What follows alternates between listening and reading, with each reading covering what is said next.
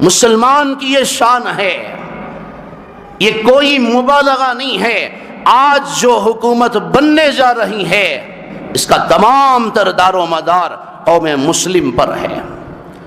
88% الحمدللہ مسلمانوں نے اپنے ووٹ کا استعمال کیا۔ اسی کے بل بوتے پر آج اس حکومت کا قیام عمل میں آ رہا ہے۔ یہ کوئی ڈھکی چھپی حقیقت نہیں ہے۔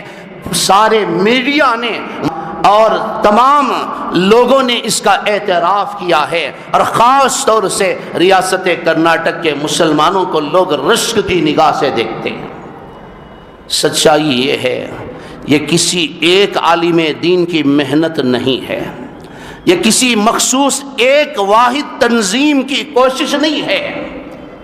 اس حکومت کے پیچھے اور اس حقیقت کے پیچھے تمام ہی علماء کرام ہیں۔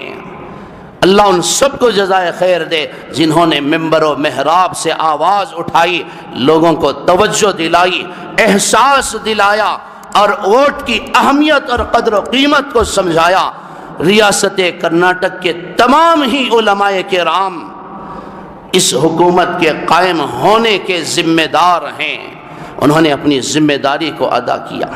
اللہ کی قسم سچائی کا اظہار کر رہا ہوں، کئی علماء نے 2 رکعت نماز پڑھ کے، صلاۃ الحاجت نماز پڑھ کے جا کر اپنے ووٹ کا استعمال کیا۔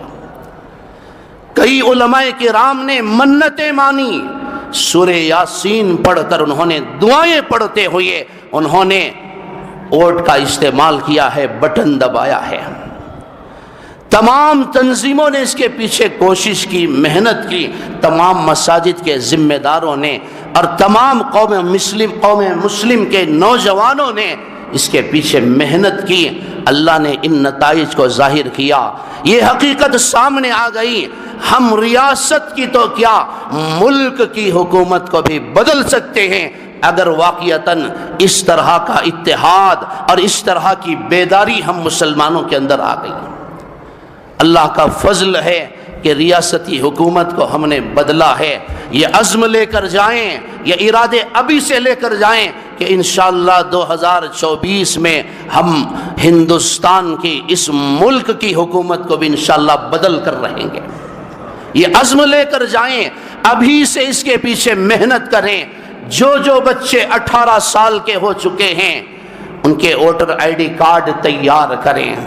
کرنے والی ذات اللہ کی ہے، نیت کرنا، عزم کرنا، ارادے کرنا ہمارا کام ہے، نتیجوں کو ظاہر کرنا اللہ کا کام ہے۔ میں تمام ہی ریاست کرناٹک کے علماء کرام، تمام تنظیموں، تمام مساجد کے ذمہ داروں، تمام نوجوان بھائیوں، یہاں تک کہ ہماری ماں اور بہنوں نے بھی اس کی فکر کی، اس کے لیے دعائیں کی، اس کے لیے محنتیں کی۔ اللہ نے یہ نتیجہ ان کے سامنے لایا ہے۔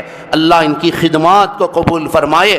جو عزم اور ارادے لے کر ہم نے اس حکومت کا قیام عمل میں لایا ہے، اس کا ساتھ دیا ہے، اس پارٹی کو جتایا ہے، اللہ تبارک و تعالی ہمارے عزائم پر یہ پارٹی پورے طور سے اترے۔ اللہ ان کو بھی طاقت و توفیق عطا فرمائے۔ میں آپ سب کی خدمت میں دل کی گہرائیوں کے ساتھ مبارکباد پیش کرتا ہوں۔